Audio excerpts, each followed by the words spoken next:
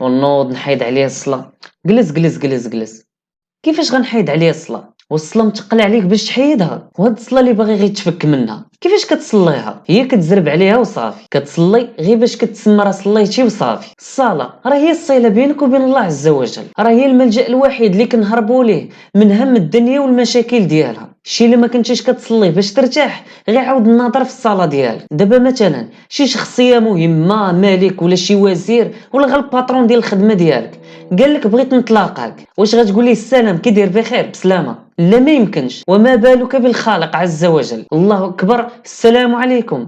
حتى الصلاة عاد كتولي مشغول ومزروب وما كتحكش راسك.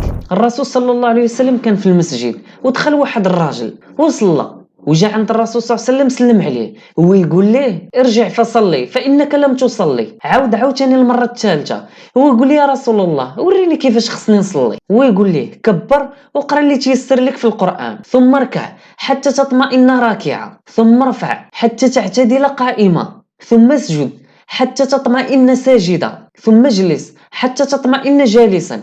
ودير هاد الشيء في صلاتك كامله، وإلا درتيها راه صلاتك كامله. شتي بشويه عليك ارتاح. الرسول صلى الله عليه وسلم ما كانش كيقول لبلال اذن اذن باش نحيدوا علينا الصلاه، لا، كان كيقول ليه ارحنا بها يا بلال، كنرتاحوا بها الصلاه، كنطمئنوا بها الصلاه، ماشي كنحيدوها علينا. الرسول صلى الله عليه وسلم اذا حزبه امرا صلى، يعني الا حزن ولا جاه شي هم كيمشي للصاله. راه هذه هي الصلاه. وعلاش دارت الصلاه؟ الا ما كانتش كتريحك الصلاه ولا فاش كتحزن ولا كتفرح كتهرب ليها، راه ماشي صلاه. كان معكم يوسف حاضر، شاب من شباب الامه.